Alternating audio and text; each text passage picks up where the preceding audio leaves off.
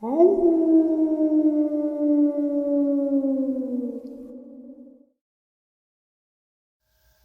greetings and salutations, everyone. I hope everyone is still doing well, and welcome to this early morning, middle of the night bonus upload. Before we jump into it, a couple quick links. As many of you know, I rely on Patreon, PayPal, channel membership, and the merch to help the channel to continue to grow and go. Links to Patreon, PayPal, and channel membership is in the description below. Merch displayed directly under the video. Also, Dogman, Frightening Encounters, Volume 1 through 3, the audiobook versions. They were written and researched by Tom Lyons, narrated and produced by me, Jeff Nadolny. Those audiobooks are available on Audible, Amazon, and iTunes, links to which are also in the description as well. And finally, last but definitely not least, if you'd really like to help support this channel to continue to grow and go, simply subscribe. It does not cost a cent. Click the like button, takes half a second. If you don't want to miss out on any of the informative uploads I put out daily, click that bell icon, and folks, please leave a comment and share the video. Why? Well, because all of these things really do help the channel to continue to grow and go. They definitely do matter, and they are appreciated. And with that, I have taken far too much of your time. Let's jump in to today's early morning, middle of the night bonus upload, shall we? Hey Jeff, I was about 25 at the time, living in San Diego County, where I still reside today. This would have put it about the year of 2003. The company I worked for at the time sent myself and a coworker, who was also a friend of mine, out to Palm Desert for a few days to do a job. We usually didn't have to travel very far, but we had a high-end client out there. So the drive, hotel fees, including any meals we had, were worth the trip. I had to tie a few loose ends up before I could get started, so my coworker, who we'll call Stan, drove out separately. The plan was for him to check into the hotel, and I would meet with him later in the early evening. I had only driven this route once before, so I printed out maps with the directions to get there, as smartphones didn't really exist yet, and of course I didn't have a GPS. After all this was taken care of, I started on my way, heading up the 15 freeway. I was supposed to take the 79 South exit, then another turn onto a different route to link up with the 74, which headed straight to Palm Desert. But I missed the exit and stupidly kept going and took the 79 North instead. I realized my mistake when I came to a town called Hemet. The next transition was to the 74, so I decided to take it. It was a big backtrack. I basically was doing a sort of loop. This part of the 74 headed up through San Bernardino Mountains to get back to where I originally should have been. I was mad at myself for making such a mistake, but at least I'm back on the right track. So I called Stan and told him what I had done, and I was going to be a bit later than planned. He just laughed and said he'd pick up some beer and some burgers for me when I arrived. After a short stretch of windy roads, the road straightened out a bit. It was sometime in spring, and there was still some patches of snow on the ground here and there. As I climbed the elevation, the trees were getting a bit thicker. It was before dusk and still bright outside, but the sun had set below the tree line. I flipped on my lights just in case, because of the mountain road. Safety first, right? This is where it gets interesting. I came around a slight bend and the road was fairly straight. One lane in each direction. There were no cars in front of me, but one car tailing me quite a bit back. Then I saw something come from left of the road onto the middle of the road. It was about an estimation 150 yards down. It walked on all fours onto the road. At first I thought it was a black bear, as they are known to be in these mountains. I got excited, as I'd never encountered a bear before, even while I had been camping in bear country many times. But as I got closer, I noticed it wasn't the color of a bear. It also had a tail. It looked more like a large wolf. As I got even closer, I could see it kind of had medium tannish brown fur with gray mixed in with it. Kind of like a German Shepherd, but with some gray evenly mixed with the tan and brown. It had a long snout like a wolf or maybe a Malamute. Very tall ears just like a wolf. I quickly thought to myself I didn't think there were wolves in these mountains. Just your normal mountain critters. As I got about 50 yards from it, the part I will always remember, it stood up. It stood up and turned to look and see what was coming at it. By my estimation, it was tall, maybe 7 feet, I'd guess. Way bigger than any dog I'd ever seen. It stared as I kept coming closer and closer, then abruptly turned and ran quickly on 2 legs that looked just like dog legs. But it had long, more human-looking arms. It leaned forward as it took just 2 steps and leaped over a ditch on the right, like a basketball player jumping from one leg to dunk a basketball. Then just disappeared into the brush and trees. My first thought was, holy crap, I just saw a werewolf. I'd never heard of a Dogman at that time. Just what you see in the movies. The way it moved on 2 legs, though, and leapt over that ditch effortlessly. The thing was, it didn't look aggressive. Looks like it was just thinking, oh crap, what's that coming? Didn't have yellow or glowing eyes. It didn't chase the car. It didn't seem aggressive at all. I don't know. It just seemed like it wanted to have nothing to do with this thing coming at it as much as I didn't want to have anything to do with it. Now, I didn't tell Stan as I was afraid of being ridiculed, but I saw what I saw. And still to this day wonder if the car far behind me saw it as well. Today's second subscriber, California submission. Hey Jeff, just a short story I've kept to myself since the incident happened back in 1989. I was visiting my relatives outside of Nevada City, California. We were there for a cousin's wedding. I had flown down the day before and met with many relatives and was enjoying the festivities. The property was off of 2 logging roads that intersected a corner lot. The area was all timber and brush. This area was the heart of the gold mining industry in the 1850s. Anyhow, the following morning I got up and made my way to the kitchen to make some coffee for us early risers, and soon breakfast was over. Anyone awake to do their chores for the wedding, which was going to be performed on the huge lawn out front. Tables were set up, seats were positioned, etc. By 1 it had quieted down, so we decided to head out for a 7-mile run. Putting my running shoes on, and off I went. About a mile from the house on the left side of the road was a driveway parallel to the logging road that dipped down to a flat piece of ground, and at another end it rose back up to meet the road. On the property was a trailer mobile home. It had a large German Shepherd, probably the largest I had ever seen, well over 125 pounds. This Shepherd was on a cable runner, I'm guessing a 1/4 inch in diameter. Needless to say, I was not confident in the cable holding this huge dog from breaking loose and chasing me. 20 steps later, I was past the other end and concentrating on my pace. At an old Chinese encampment was my turnaround, almost 3 miles away from my cousin's house. I turned and picked up my pace. I was feeling really good at this point. About 1/8 of a mile from the driveway with the Shepherd, I could hear the dog clearly going off. I'm thinking he can't possibly be hearing my footsteps just yet, so I moved to the opposite side of the road. On my left, the grade went up. From the road to the brush was about 30 feet higher than I. Now, I'm at the right entrance of the driveway, and the dog's not looking at me or barking at me. At that, I turned around to see what this Shepherd was barking at. I looked over my left shoulder, and there was the back end of this animal.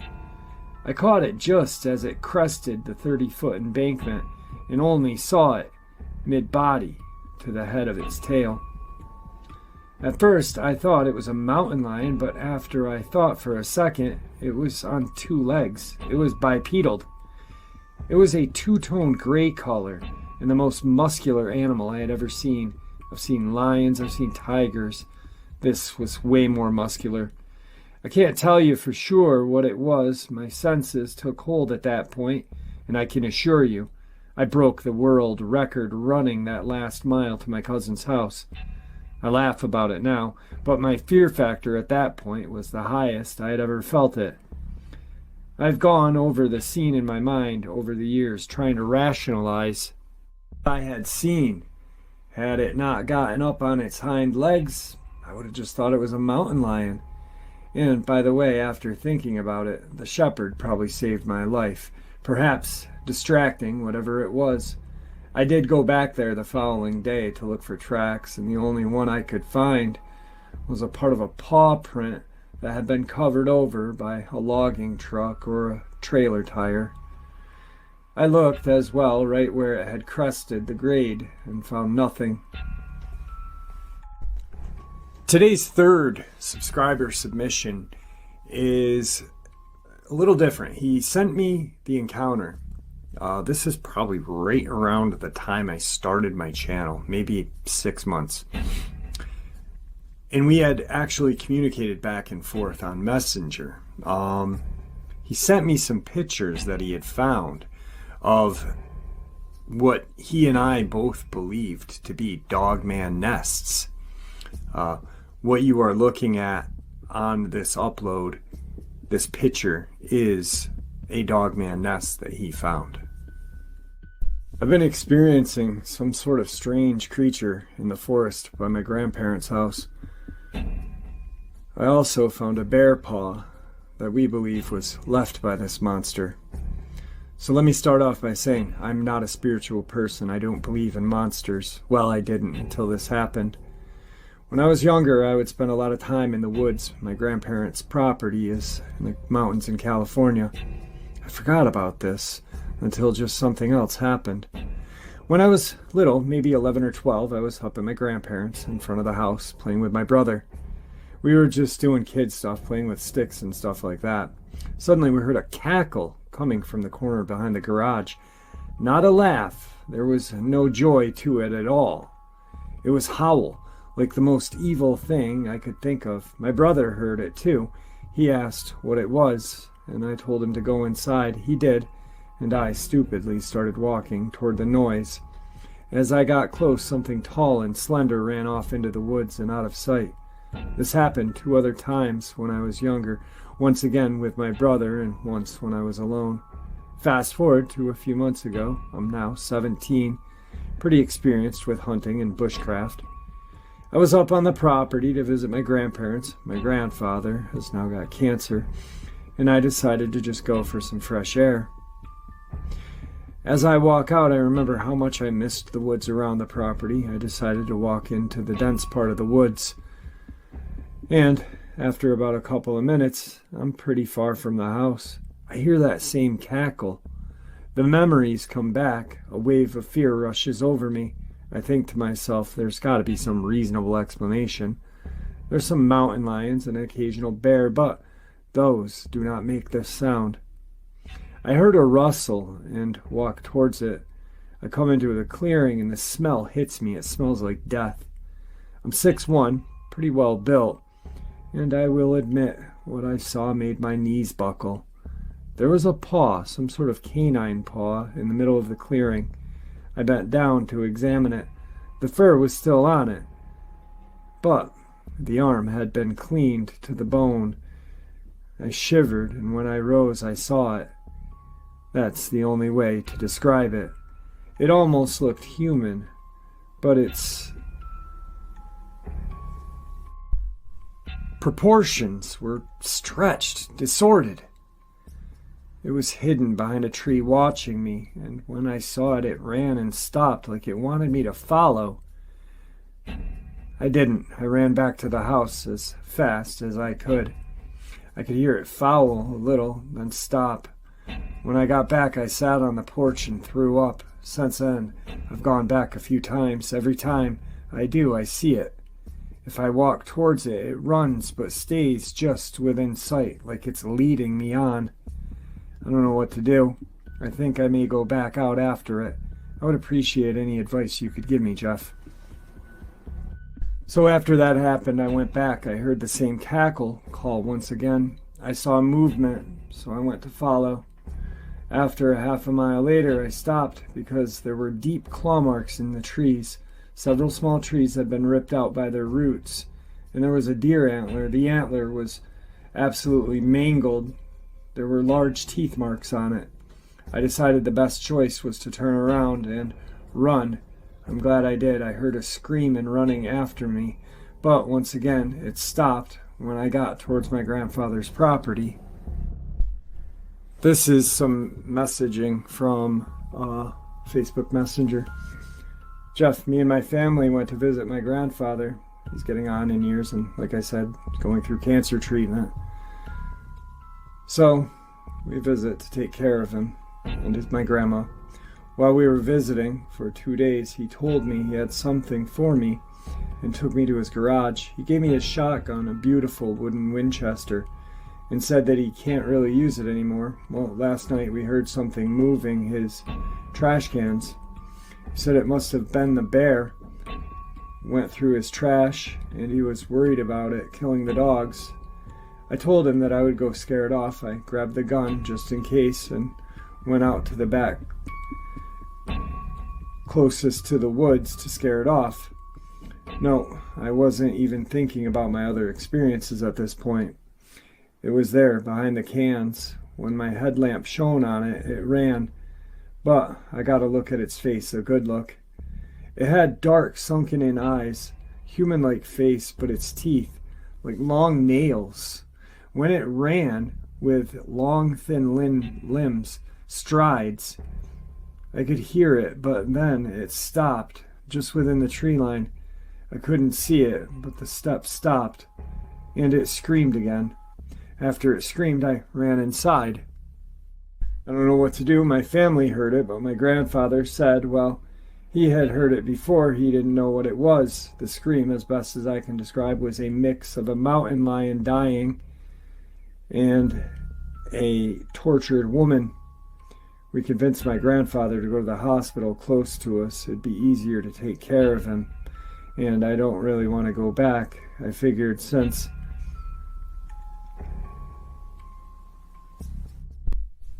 he's safe, I don't have to go back for a while.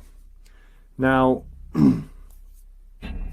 I must have misplaced some of the paperwork through the years of having this, because this is from 2019. Wow. And the last kind of communication I remember having with him was that he had went to his grandfather's house, and the back part of the garage door, like the door in the back of the garage, I believe going in the house, was torn off, and it looks like something had kind of ransacked the area of that house. I haven't talked to him since, but now that I'm reading this and looking this over, I'm going to give him a message, email, whatever, and see if I can get any more info on what happened. It's been 2 years, so who knows? Let's keep our fingers crossed on that, because this was pretty terrifying when he and I were talking. I talked to him on the phone once when he was out in the woods, and he had said he was feeling really, really creepy, very eerie feeling. I actually told him, I'm like, dude, go back to the house. Go back to the house, brother. Today's fourth subscriber submission was sent to me via Facebook Messenger, not an email. So it's going to be a little kind of harder to read, but we'll get through it, right? Hey, bro, I apologize for taking so long in sending this to you. Here is a recount of my encounter. It happened last October. I still remember each and every detail clearly, despite the year-long gap.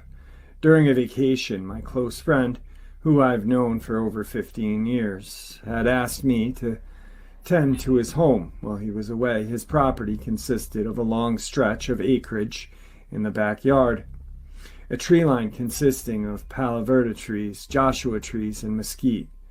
Weeks prior to the encounter, a neighbor of my friend had come to us during the night. Her medium-sized dog had vanished. Initially, we dismissed it to a coyote or even a mountain lion, as the disappearances of pets was not uncommon when it comes to these predators. On the night of the encounter, I had arrived at my friend's two-story home at 11:30, maybe closer to midnight. Crescent moon and overcast night, the clouds and the tree branches had created a kind of eerie darkness. Without flashlights, there was no way you could simply look into the brush and survey anything that sat within the shadows. I do remember that the coyotes seemed rather active that night. There were anxious howls and yips followed by barking. In his front yard, their typical cottontail rabbit were nowhere to be found. Usually they're in large numbers, as they found bedding in his well-maintained lawn. After checking all the rooms were undisturbed and secure, I gradually made my way to the backyard. Here he had chairs and tables set up for when he entertained guests. Luckily, he also had security lights rigged. See, vagrants were common. They would travel from the wash, the riverway, and find their way into pool rooms of those in the neighborhood. While checking to make certain all was well, I caught sight of movement just near the edge of the tree line. Believing this to be an aforementioned vagrant, I shouted out, expecting a response or to see someone flee. Instead, I heard a deep growl. At first, I thought this could possibly be a stray dog or even a coyote. Shouting again, another growl was given in response, this one much deeper, more of a bellow that sounded like the mix of a dog's snarl and a human groan. The sound traveled right through my chest and roused a fear that I have never known before. Now at this point I wanted to run, but my brain was rooted me in this place. From the tree line there was a noxious odor that I can only describe as a combination of feces, wet fur, and rotting meat. Through luck, or the grace of God, the security lights triggered on. From the branches of a tall mesquite tree, I caught the glimpse of a fiery amber eyes staring back at me. Still incapable of moving, I could only watch as whatever this was slowly moved forward from the shadows. It was at this point that I feel it must have known what security lights were used for. Halting at the utmost edge of the tree line, this thing slowly lumbered forward, only rise up on its hind quarters. Caught eye to eye with this thing. I remember hearing a sickening pop crackle noise when it stood erect. There was a gnashing sound that I knew was this thing grinding its teeth together. Avoiding eye contact as best as I could, I simply stood rooted in place, not daring to attempt to flee, or so much as a scream. This thing and I stared for a time that felt like a stretch on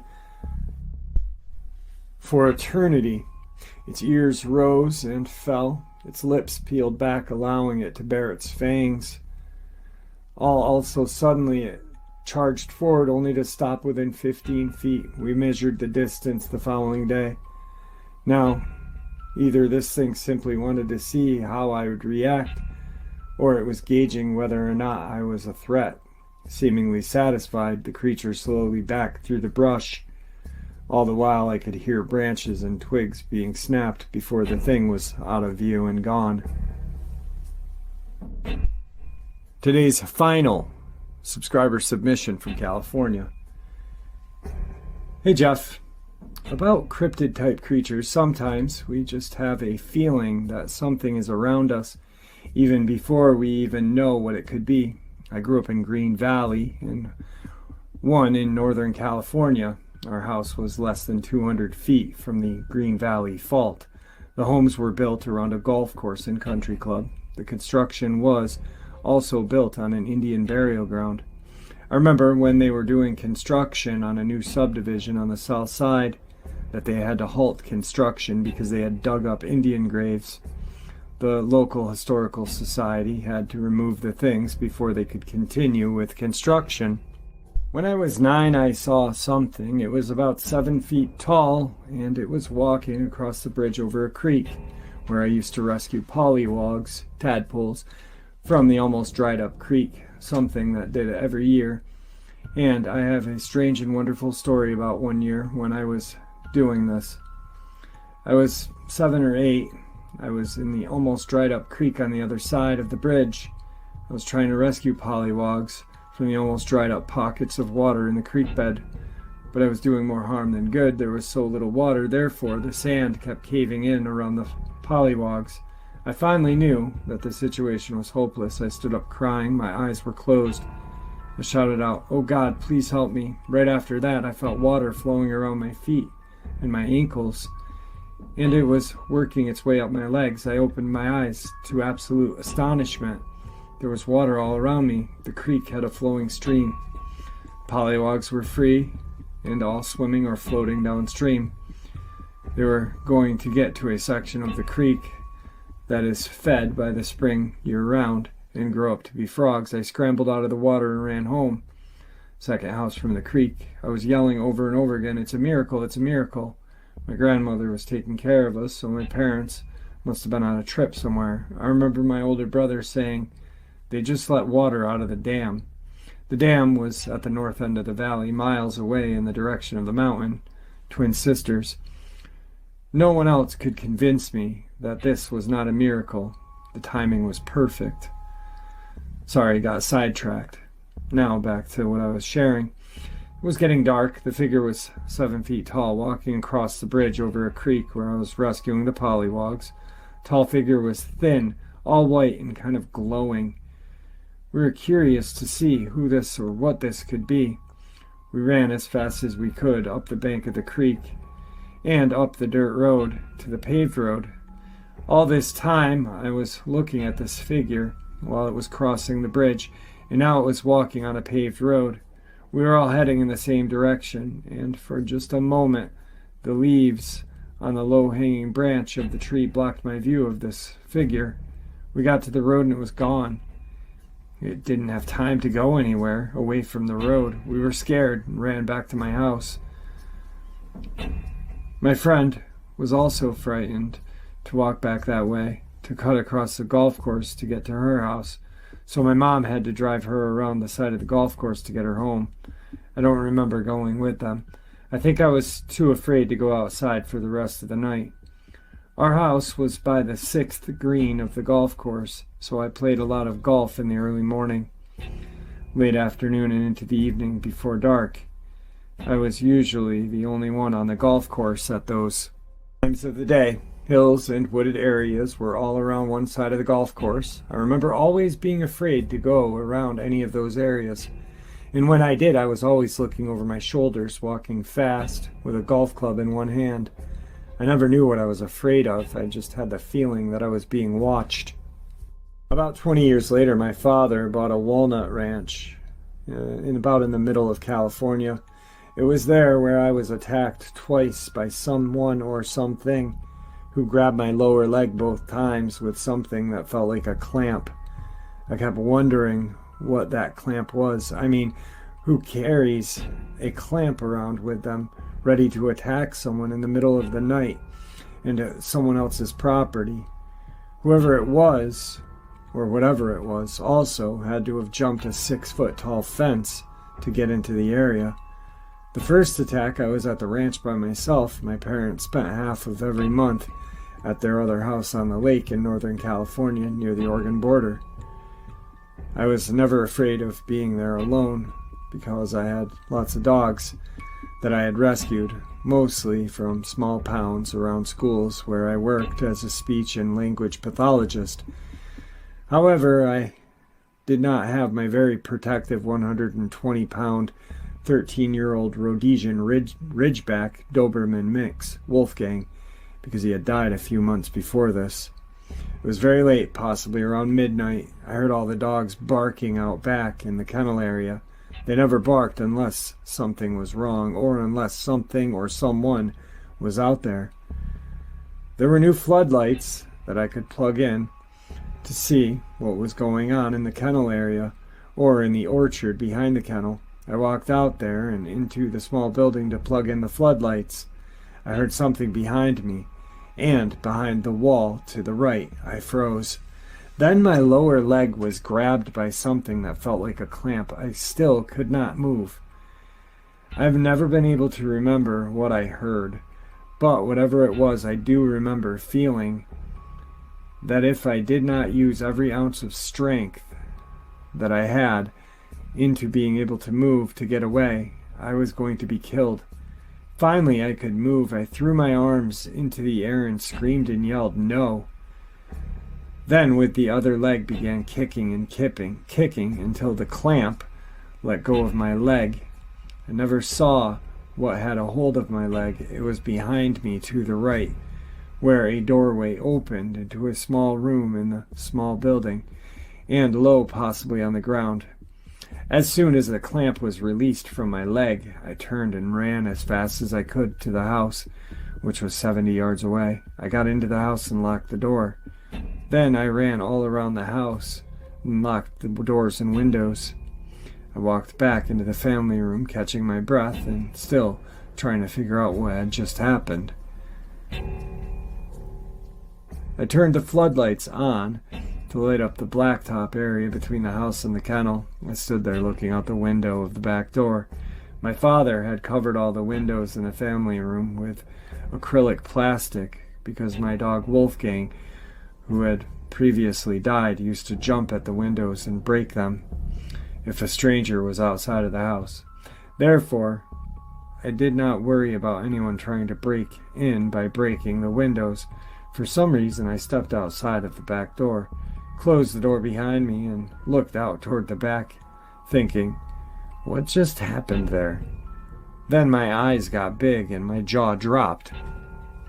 The startling realization I had just locked myself out of the house. Quickly I said to myself, where are my keys? They're in my van. Where's my van? It's out there. It's parked near the area I had just ran from. With the blacktop area still lit up from the floodlights, I quickly ran to my van, got in, and locked the doors. Started the engine. I felt empowered. I thought, okay, where are you? Come out. I will plow right into you with my van. I thought all of that to myself as I went forward and backwards in my van several times. I was daring whoever or whatever it was to come out. I was ready to run them down. That gives you an idea of how much adrenaline I had going through my system. Then I backed the van up as close to the house as possible, got out, locked it, and ran to the door. Quickly unlocked the door, got inside, and locked that door. There was a golf club, my putter, in the corner. I picked it up and slept on a pad in the family room floor, with it in my hand for the rest of the night. The next morning, a dog, who I had rescued from a small pound I named Kristen, was waiting for me outside the back door. She had to have climbed a 6-foot chain-link fence to get out of the yard out back there. Her yard was by the small building where I had been grabbed during the night. She had seen what happened to me. She never let anyone get too close to me after that, always slinking in between me and anyone. She had also seen something else. Whatever attacked me had killed some half-grown shepherd puppy mix. Their throats had been slit or ripped open, I don't know. I just about died from what happened to them. I never would have assumed anyone could deliberately do such an evil thing. I assumed it was done in retaliation for having kicked whoever or whatever had grabbed me. Several months later, during the summer, it was 11 p.m., when the dogs out back in the kettle area were barking again. My parents were home. My dad was in bed. My mom was watching the news that had just started. I went out back to see what they were barking at. I was afraid to walk into the kennel area, so I went under the cottonwood tree on the outside of the kennel, where I had a ladder by the fence. I climbed the ladder to look over the fence into the kennel area. All of a sudden, my lower leg, this time the other leg, was grabbed again by something that felt like a clamp. I immediately thought to myself, it's the same clamp as before. Now the clamps are in parentheses because whatever was grabbing her was a very hard, almost like a human hand cannot grab. It was just a massive force. So when I say clamp, it is in parentheses. She's not referring to like a wood clamp. She is and she isn't. The power, the force, the pressure. The last thing I remember was being pulled backwards off the ladder. I must have fallen, but I don't remember landing. I was knocked out. I don't know whether it was from the fall or something else. When I woke a half an hour later, I know this because the 11 o'clock news had ended. I was all tied up with orange twine that had previously been on the ground area. My upper jean pant leg was torn. My leg was bleeding. I thought it was strange that my heavy jean pants could have been torn like that. I could hear rustling somewhere on the other side of the fence. I was afraid that something was returning. I managed to stretch the twine so that I could get out of it. I ran into the house. The news had just finished. My mom was half asleep. I dropped to the floor in front of her chair in total hysteria, crying about what had just happened. I didn't talk about it to my parents. I am not sure why, but I think I didn't want them to worry about leaving me alone. I was never afraid to be out there at night until that year when I was attacked twice. The fences around and between the house, outbuildings, yards, blacktop no longer made me feel safe and secure. Something was able to get over them. Coyotes run through the property and the surrounding properties every night. I could hear them coming from miles. I respect all animals' rights to live and thrive. But when you hear coyotes coming your way at 3 a.m, it's eerie, especially when you have feral cats and kittens, and especially after I heard coyotes on the kill behind the garage one night, and I had to jump into a vehicle and blare the horn, trying them to stop to get away from. I never saw the litter of half-grown cats again, and I had appointments for the vet to be spayed and neutered. I also think they got my 10-year-old cat Cedar, who would sneak about during the day and play with the kittens. One day I saw him at 6:30 watching Mom feed the dogs, and then I went back to get him and he was gone. I never saw him again. I'd never heard of Dogman until I started looking at stuff online a couple years ago, and I had only heard about, but didn't think much about it, a Bigfoot from my mother's friend, who was a newspaper reporter in Eureka, California at the time of the famous Bigfoot sighting of Patty, and she had written articles about it for the newspaper that I had remembered seeing framed and hanging on the wall in the hall of her house. I can still remember the feeling I got in the backyard of her home in the rural area outside of the towns around there. I had a feeling like they were all around. It was the creepiest thing that I don't remember ever having since the day on the golf course around those hills. I keep thinking that a dogman ran with the coyotes because of the unexplainable things that happened there. When I put dogman into unexplainable as being possible explanation, the unexplainable becomes explainable, and I keep wondering what that clamp was that grabbed my lower leg both times, long claws, and if it was a human, why? So pretty much what she's saying is, bam, like what I said, not clamps, claws. I had seen a lot of videos about Dogman, Bigfoot, other type of cryptids, and about the world in general during the last 2 years since my mom had passed. After she passed, I was alone on that ranch for a year, with not much to do except take care of the feral cats on the ranch. I took to YouTube a lot. Then my brother and I sold the ranch and found a house and property about 35 miles south where I moved. Wouldn't you know it, that I bought a place about 6 miles from where a rancher and his crew saw 5 dogman creatures by the river that ran through his orchard. His crew quit, moved to Nevada. I had heard that cryptid-type creatures will travel waterways. There's something about my property that I did not see online before I bought it. The back property line is bordered by a canal that comes from the river. One night, when a person was helping me move stuff from the ranch to this place, we got here to find that the back gate was open and that knee-high weeds along the outside of the fence had been trampled down, like something had been lying there. Someone or something had to have pulled the fence post away.